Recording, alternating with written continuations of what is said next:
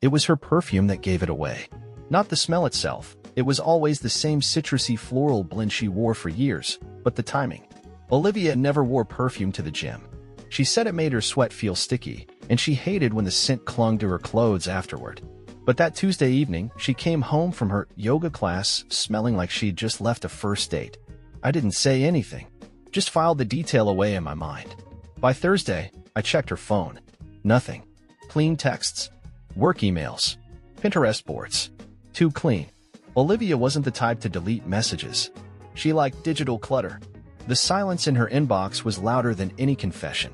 So I checked the shared tablet we barely used anymore.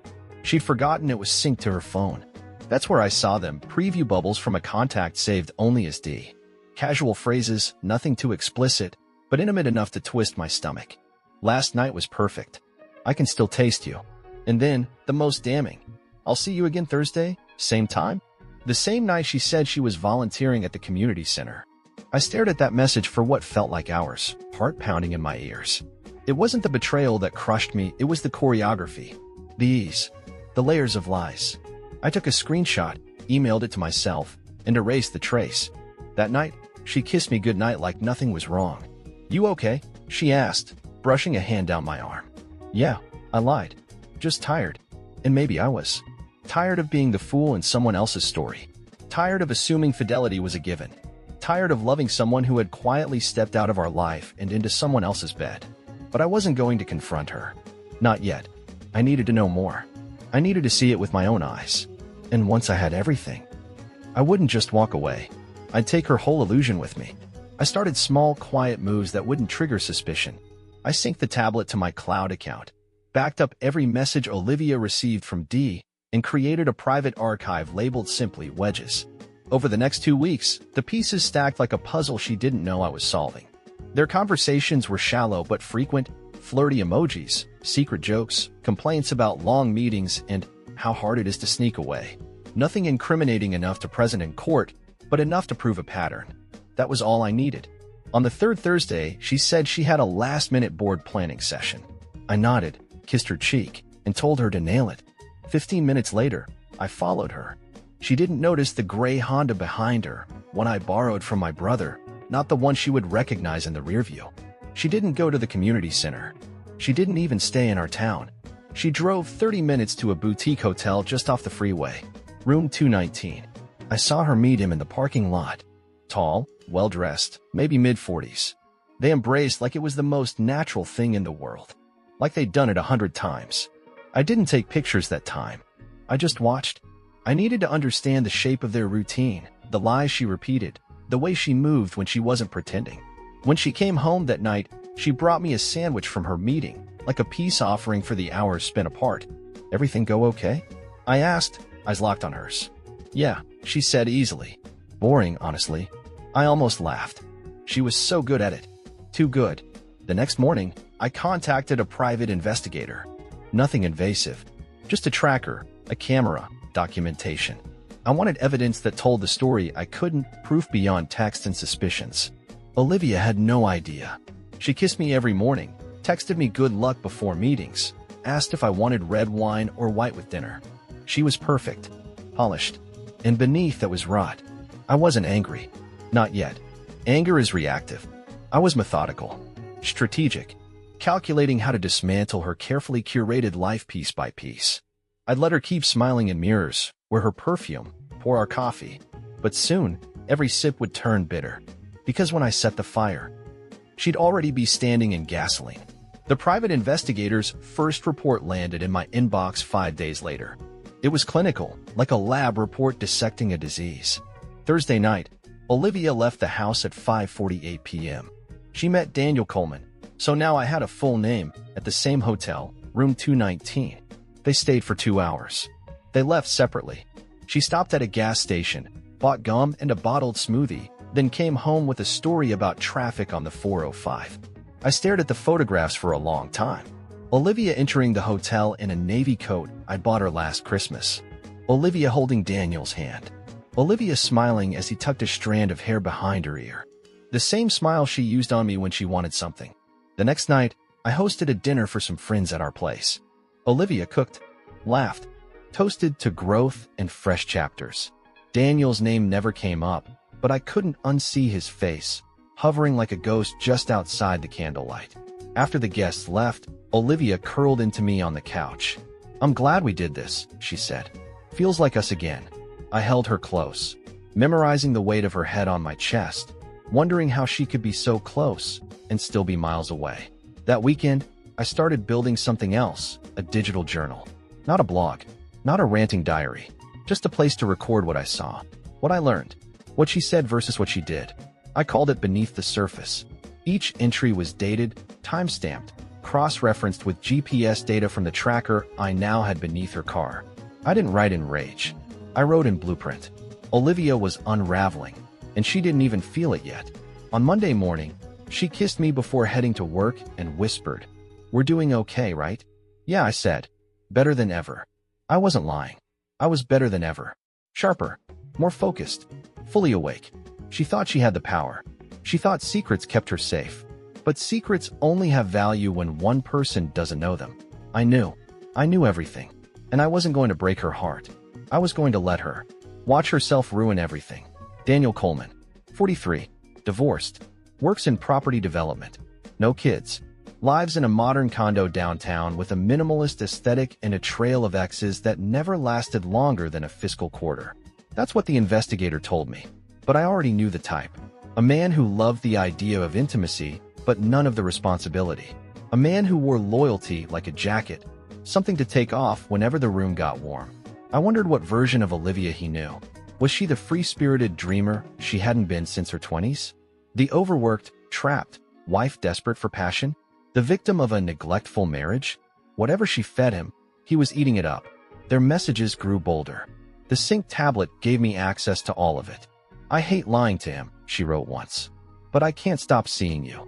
Another time, "We feel real. He just feels routine." That one stuck with me. Routine. As if I were just another checkbox between laundry and her hair appointments. And yet she still smiled at me across the dinner table. Still leaned her head on my shoulder during movie nights. Still asked if I'd remembered to buy her oat milk creamer. Routine. I stopped reading the messages after a while. Not because it stopped hurting, but because it no longer surprised me. This wasn't just infidelity. It was a rewrite of our marriage in real time. One where she was the lead actress in a tragedy only she could fix. I wasn't in love with her anymore. I realized that on a Wednesday, watching her fold my t-shirts while humming a song she once told Daniel reminded her of him. I didn't feel heartbreak. I felt strategy forming. So I updated the Beneath the Surface journal and began backing it up to an encrypted USB. This wasn't about gathering proof now. This was about building a weapon, one I could unleash when the timing was perfect. In the meantime, I smiled. I brought her coffee in bed. I planned a weekend getaway. I played the role, because the more she trusted me, the harder the fall would land. When the curtain finally dropped, the weekend getaway was my idea, or at least, I let her believe that. "We need time away," I said, smiling over breakfast. "Just us. Somewhere quiet." She beamed, touched my hand, and agreed without hesitation. I booked a cabin 2 hours out of town, in the hills above a sleepy little winery village we once visited early in our marriage. The nostalgia would be the bait. She didn't pack anything suspicious. No burner phone, no hidden notes, just sweaters, a pair of boots, and the scarf I gave her on our 5th anniversary. We arrived Friday evening. The fireplace worked. The view was perfect. She brought red wine and hummed the same song I now only associated with him. But I kept my face smooth. The first night, we talked like we used to, about work, old friends, plans we hadn't made yet. "I miss this version of us," she said, eyes soft. "I feel like I've been far away." I almost laughed. "You've been in hotel rooms and parking lots and his bed," I wanted to say, but I nodded instead. "I feel closer to you lately." I lied. She leaned in and kissed me, and I let her. Not because I wanted her back, but because I wanted her to believe she still had me. Saturday, we went wine tasting. Took photos together. Posted them. "Best husband ever," she captioned one. I almost admired her dedication to the act. That night, as she slept beside me, I unlocked her phone again. Not to search, to plant. I forwarded one of Daniel's more damning messages to her work email. Subject line blank. No body, just the text. "You make me forget he exists." I deleted the trace. Let the seed sit. Monday morning, when she returned to the office, it would bloom like poison. Maybe someone in IT would see it. Maybe not. That wasn't the point. The point was pressure. Small cracks. The kind that widen over time. Meanwhile, I uploaded beneath the surface to a cloud backup under a separate identity. I started selecting names, her boss, her sister, 2 mutual friends who adored her. Not to send anything yet, but to prepare. Olivia was still playing a part. She didn't know the script had already changed, and the spotlight was about to burn. The following Monday unfolded with quiet tension. Olivia seemed distracted at breakfast, stirring her coffee more than drinking it, checking her phone twice as often. "Everything okay?" I asked, folding the paper I wasn't reading. "Yeah," she said, forcing a smile. "Just a weird dream last night." I knew it wasn't a dream that rattled her. It was that message forwarded to her work inbox from her own device, sent while she slept peacefully beside the man she was betraying. And the best part? She couldn't accuse anyone without implicating herself. By noon, I had confirmation.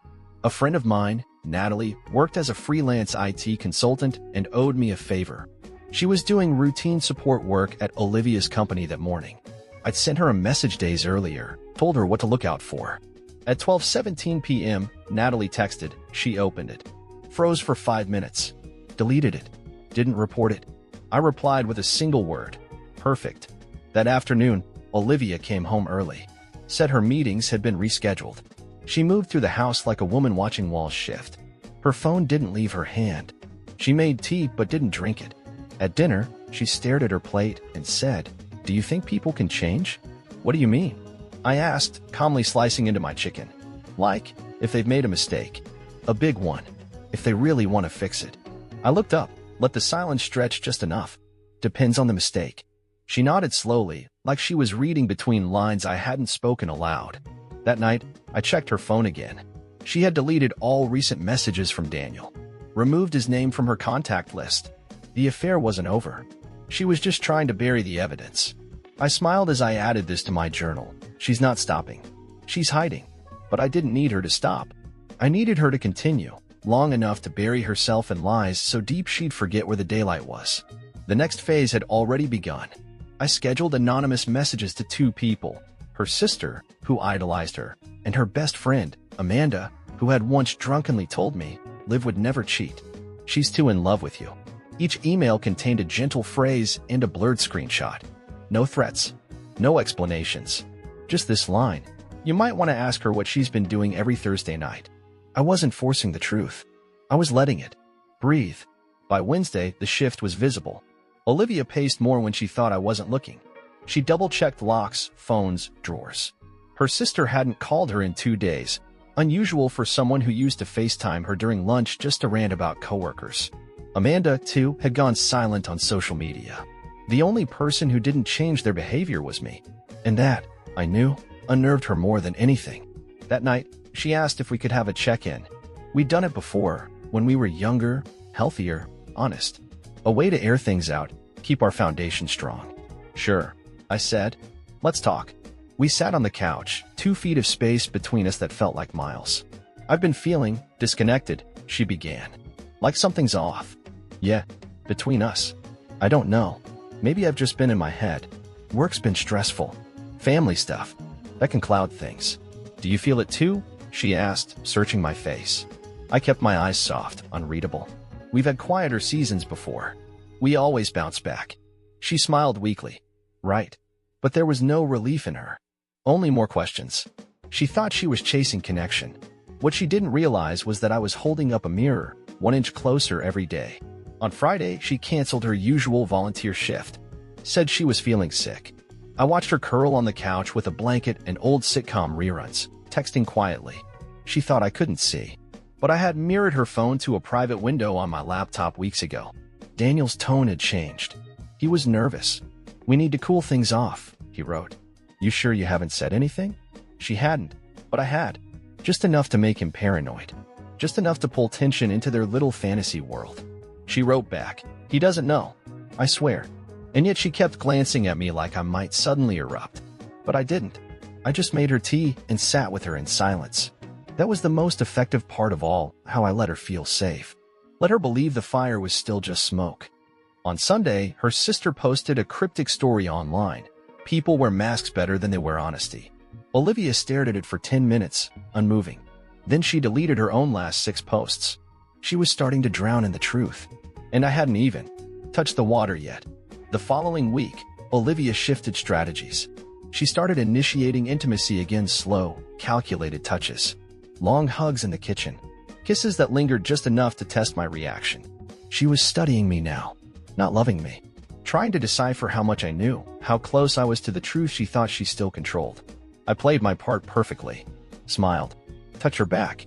Even planned a spontaneous dinner out. She wore that green dress I loved, the one she used to reserve for anniversaries.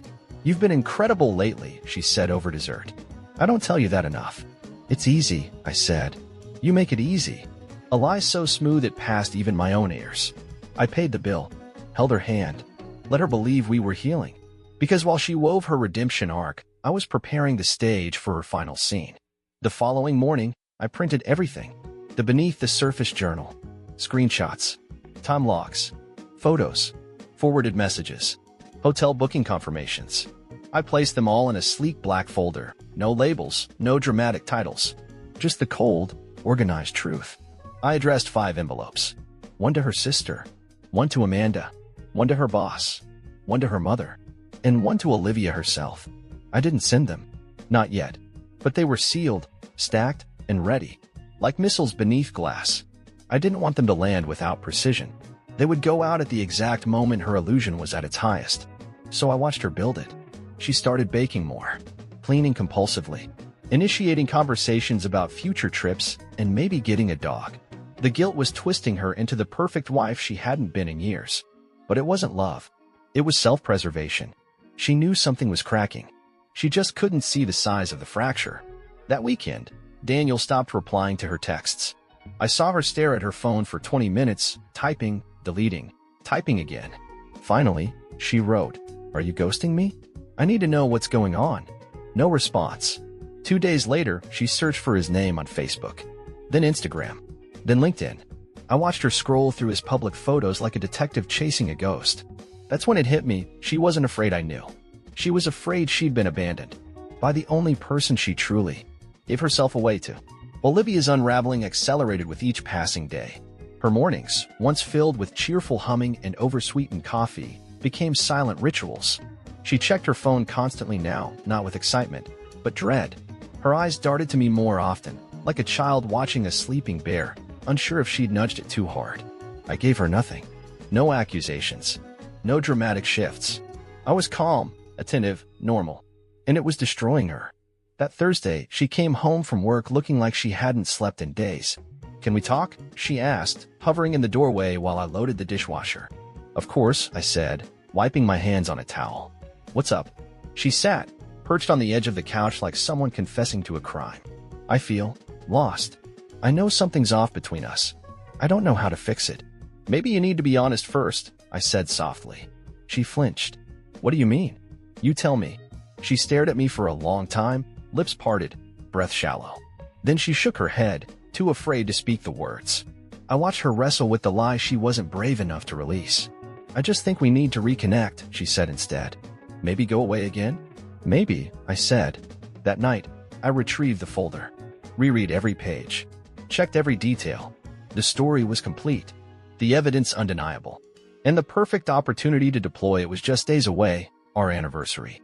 She'd already planned something. A dinner. Just the 2 of us. "Let's really celebrate this time," she said. "We deserve it." She even booked the same restaurant we went to after our honeymoon. Sent me the confirmation email with a little heart emoji in the subject line. I responded with, "Can't wait." "You're amazing." She replied, "Only because I have you." That lie almost made me laugh. Almost.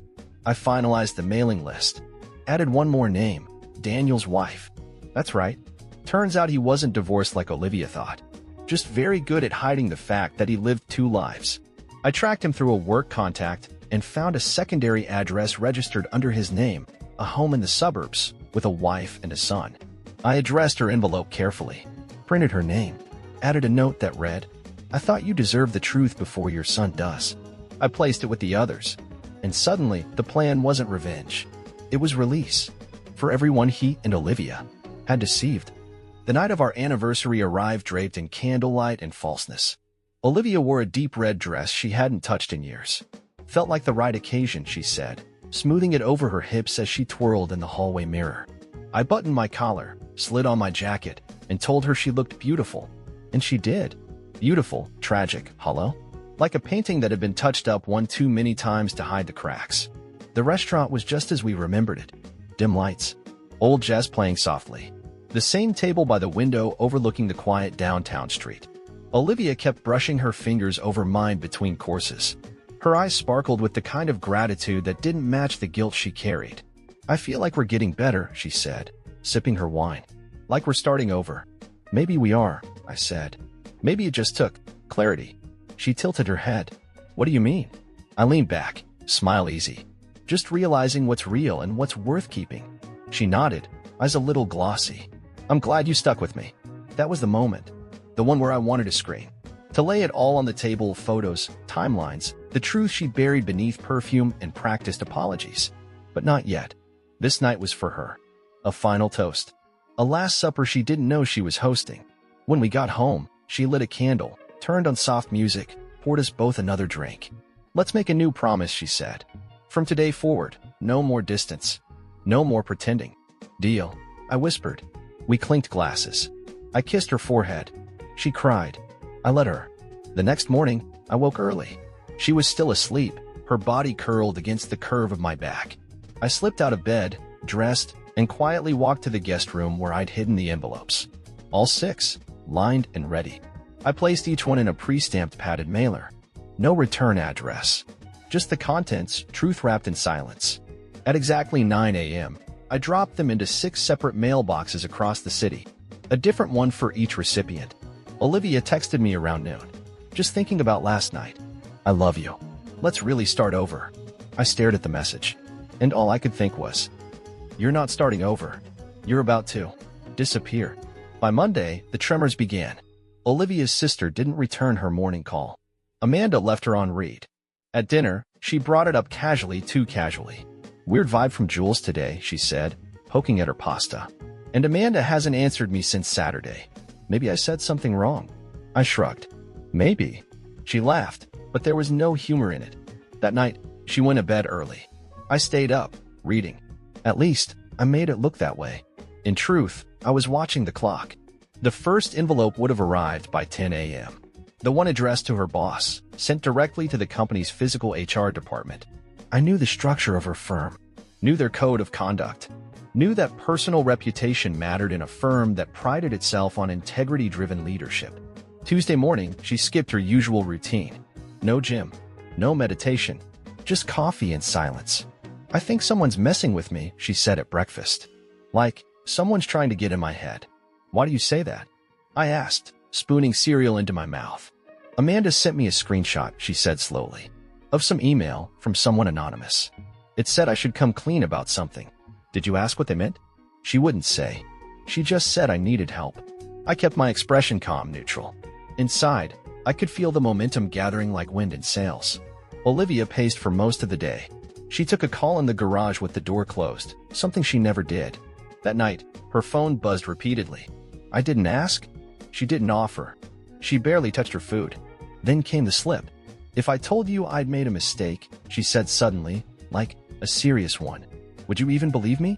I set down my fork. That depends on if it was the first mistake, or just the first one I noticed. Her lips parted. A flicker of panic passed over her face. What are you saying?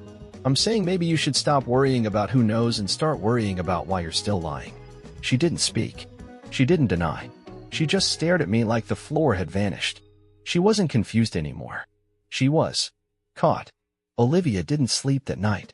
I heard her moving around the house, soft steps on the hardwood, cabinets opening and closing. Around 3 a.m., she sat at the edge of the bed and whispered, "Are you awake?" I didn't move. Just let her sit there, alone with the weight pressing into her chest. She didn't try again. By morning, she was pale and quiet, her hands wrapped around a mug she never drank from. She left for work without a word. I knew what was waiting. The fourth envelope, addressed to HR, marked confidential, with everything inside. By noon, she called me. Can you talk? Sure. Something's happened. Someone sent stuff to my office. Stuff? Screenshots. Emails. I don't know who. Maybe it's someone who just wanted the truth to catch up. Silence. Do you know anything about it? She asked. I let the pause hang before replying. Would it matter if I did? She didn't answer. That evening, she came home looking like a ghost of herself. They're reviewing everything, she said. It's not official yet, but there's going to be an inquiry. You'll be fine, I said, walking past her. Unless there's something they find that you haven't already explained. Why are you doing this? She finally blurted. I turned back, calm. Doing what? You're acting like this is some game. Games have rules, I said. You broke everyone. You could have just left. You didn't have to burn everything down. You did that, I replied. I'm just letting people see the ashes. She cried that night. Real tears. But not for me, for herself. For the life she built on lies that couldn't hold their shape anymore. She tried texting Amanda. No response. She tried calling her sister. Straight to voicemail. She sat on the floor of our kitchen and sobbed into her knees. I watched from the hallway, invisible. Not because I wanted to hurt her, but because I wanted her to feel it. Every inch of it. The silence, the isolation, the mirror she couldn't look away from. Because the truth wasn't just out. It was echoing. By Thursday, her world had collapsed into whispers and locked doors. Olivia worked from home now, citing health stress. The reality? HR hadn't fired her, but they'd opened a formal investigation. Her laptop had been remotely audited. Her supervisor no longer included her in group threads. Her phone, once a constant companion of buzzing confidence, now sat face down on the table, silent. She barely looked at me anymore. I moved through the house like a ghost she was afraid to see. She tried once, tried to reclaim the illusion. Let's go away. Get some air. Just us. Somewhere quiet. I smiled gently. Not the right time. That night, she sat on the back porch alone, wine glass trembling in her hand.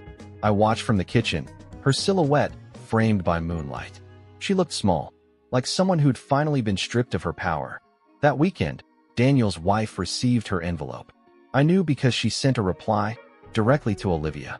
It was forwarded from Olivia's old business email, and I happened to have access to the archive she forgot to disconnect.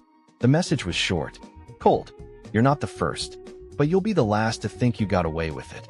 Olivia didn't respond, just closed her laptop, walked upstairs, and sat silently for the rest of the night.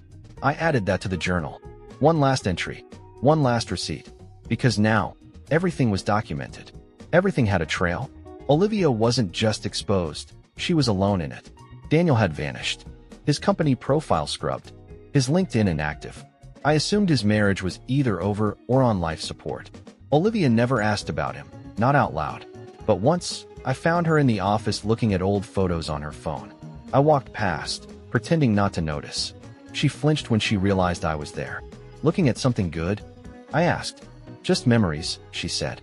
Some of them hurt more than others. Only the ones that weren't real, I replied.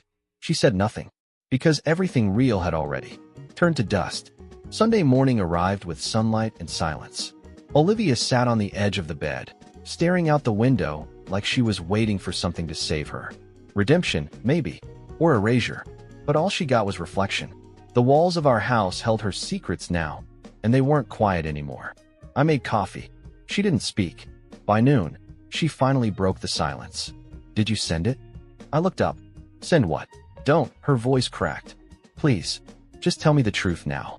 I stared at her, wondering how many times she'd asked Daniel the same thing. It doesn't matter what I did, I said. It matters what you did, and who you pretended to be while doing it. She started crying again. This time she didn't bother hiding it. You could have just left me, she whispered. You didn't have to destroy my life. You destroyed your life, I said, my voice flat. I just turned on the lights. Then came the moment I'd been building toward. I want you out by Friday, I said. I've already spoken to a lawyer. The house stays with me. You can't just, I can. And I will. The documentation is done. Everything is filed. I gave you more grace than you ever gave me. Her face crumpled. Where am I supposed to go? Anywhere you want. That's your freedom now. She tried to appeal, offered apologies, explanations, rewrites of the past. I didn't respond to any of it. I went to the garage, pulled out the box I'd labeled Final Inventory. Inside, a flash drive with the entire timeline. a list of all the recipients who'd received the truth, and a typed note that simply read, "This is who you chose to become. Don't ever say I didn't give you the chance to stop." I left the box on the dining table. She didn't open it right away. She just stared at it, as if it were radioactive, as if the truth might burn her fingers. The next day, she began packing. Quietly, slowly. She took only clothes and books and a jewelry box she never wore anymore. On Thursday night, she cooked one last dinner. Didn't eat. Just watched me across the table. "Do you think you'll ever forgive me?" she asked. "I already did," I replied. "The moment I realized you never deserved the version of me that trusted you." She left the next morning, and with her, the last shadow finally cleared. Friday afternoon was warm, bright, and devastatingly quiet. Olivia was gone. Not a note. Not a goodbye. Just a cleared closet and a missing toothbrush. I walked through the house slowly, feeling its weight shift without her presence. Lighter, somehow. Like the walls could finally breathe. I poured myself a drink and opened the file one last time. Beneath the surface, every detail documented, every deception dated, logged, and saved. This was never about humiliation. It was about truth, delivered with precision. But one final piece remained. Public exposure. The ripple that would turn a private storm into a reckoning no one could ignore. I chose a moment with care. Friday at 6 p.m., end of the work week, inboxes still open, social timelines active. I prepared an email blast under a professional pseudonym, using a clean layout with no drama, just the facts. Attached were redacted files, blurred faces, dates, screenshots. Nothing vile, nothing sensational. Just cold, factual betrayal. The recipients, HR leadership at Olivia's firm. The local professional women's board she once chaired. 3 collaborators from recent projects. And a private message to Daniel's son's school's PDA board, referencing the email sent to his wife. No commentary. Just, you may wish to review the conduct of those representing your organizations. This is for transparency, not gossip. I hit send, closed the laptop, and didn't look back. The fallout began almost immediately. Mason called me at 7:03. "I just saw something. Please tell me it's real." I confirmed it. He didn't ask more. He just said, "About time." Olivia called at 8:17 p.m. I didn't answer. She left a voicemail, her voice shaking, pleading, ashamed. "Why would you do it like this? You said you forgave me." I listened once, then deleted it. Forgiveness and consequences were never mutually exclusive. This wasn't rage. This was closure. The next morning, Amanda texted me. "I'm sorry I didn't believe it sooner. She fooled all of us." I replied, "She fooled herself most of all, and for the first time in over a year." I went to sleep, without checking over my shoulder, because the truth wasn't hiding anymore. It was standing, in the sun.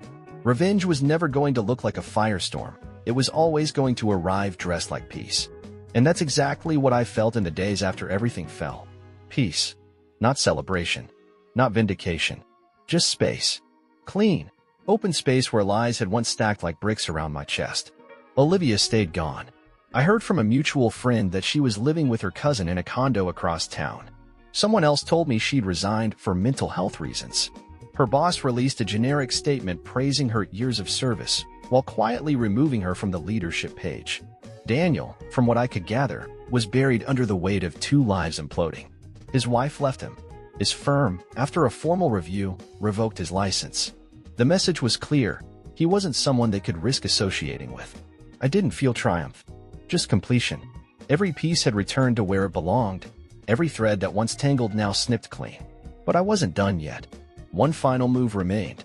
A quiet revenge. Not public. Not explosive. Just deeply personal. I booked a weekend retreat, an upscale venue known for hosting wellness conferences. But I wasn't attending. I was speaking. The topic, healing from hidden betrayal, the psychology of rebuilding self-worth after deception. I used a pseudonym, of course. My story had already traveled through whispers and emails. I wanted this to be mine. Not about her. About the man I'd become in the ruins she left behind. The room was full, men and women, mostly professionals, people who looked like they hadn't told their truth in years. I spoke clearly, calmly, told my story in fragments, removed names. But the message rang through. I ended with one sentence. Sometimes the best revenge isn't what you do to them, it's what you finally do for yourself. The applause was quiet, respectful. Afterward, A woman approached me, tears in her eyes. "Thank you," she said. "You gave me permission to stop pretending." I smiled. Then that's all the revenge I'll ever need. The past wasn't behind me. It was beneath me, and I had finally walked away from its ashes.